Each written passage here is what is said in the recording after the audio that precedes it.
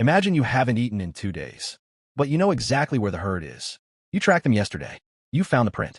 You mapped the route in your head. All you have to do is get there. Then starts raining. Not a drizzle, a heavy, wind-driven rain that doesn't stop. It goes all day, all night, into the next morning. Still going. Now you can't hunt. The tracks are washed away, and wet feet on rocky ground means a twisted ankle. And out here, that means death. The river near your camp is rising, and the fire, the one thing keeping you warm, keeping predators away, keeping you alive, is starting to struggle. You're not bored. You're trapped. For most of human history, rain wasn't an inconvenience. It was a crisis. Today, when it rains, you close the window, make coffee, grab a blanket, open Netflix. You sink into the couch. Rain is just background noise. It makes you sleepy. But 50,000 years ago, that exact same sound could kill you 3 different ways before it even stopped. The first is cold. A wet human loses body heat up to 25 times faster than a dry one.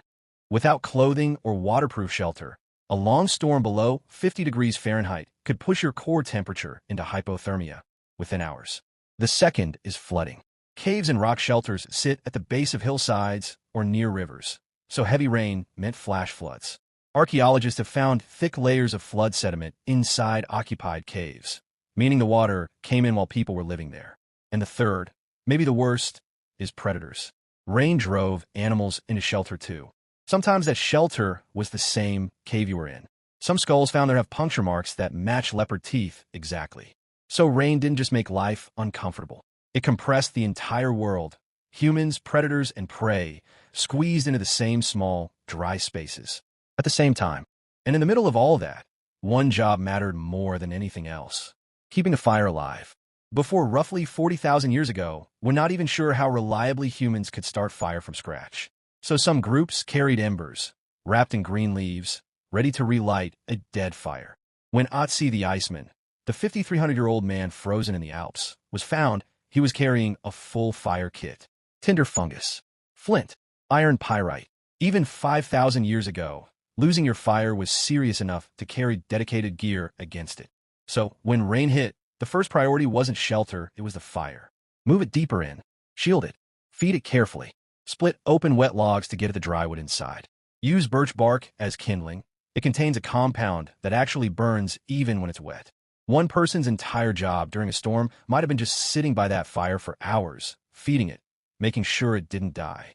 Because that fire was everything: warmth, light, safety, the center of every conversation the group ever had.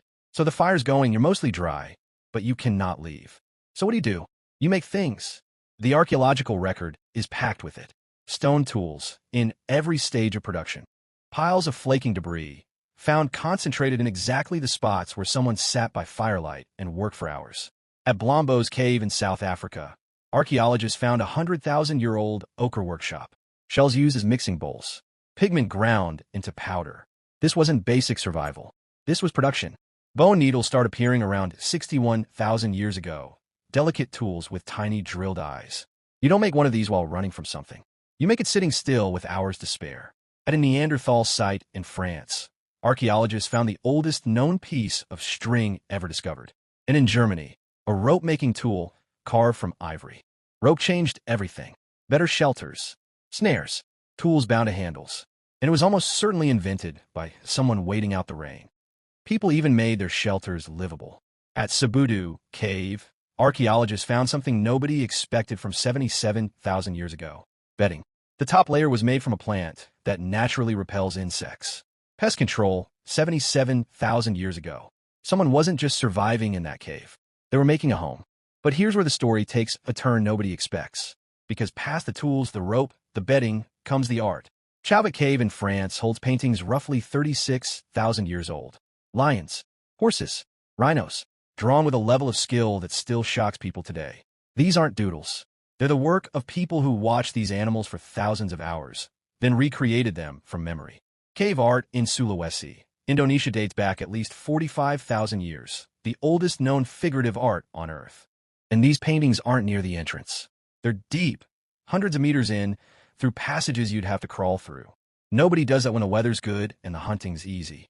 You do it when there's nothing left but to go deeper into the dark and create something. And rain might not have just created art. It might have created culture itself. Picture 15 to 30 people forced into one space for days. In 2014, anthropologist Polly Wiesner studied conversations among the Jew/Hoansi in the Kalahari. At night, around the fire, over 80% of talk shifted to stories. The campfire was the original social network. Every ancient culture on Earth has rain mythology, and someone invented those stories, sitting in exactly this scene. Some of the oldest verified oral traditions on Earth survived 7,000 years through nothing but retelling. Rainy days weren't dead time. They were transmission time. Here's the part nobody mentions. Rain wasn't always the enemy. After heavy rain, soft ground means perfect, deep, clear tracks. Rain meant water too. Rock depressions near ancient campsites still show signs of being deliberately carved deeper to hold more. And rain meant food.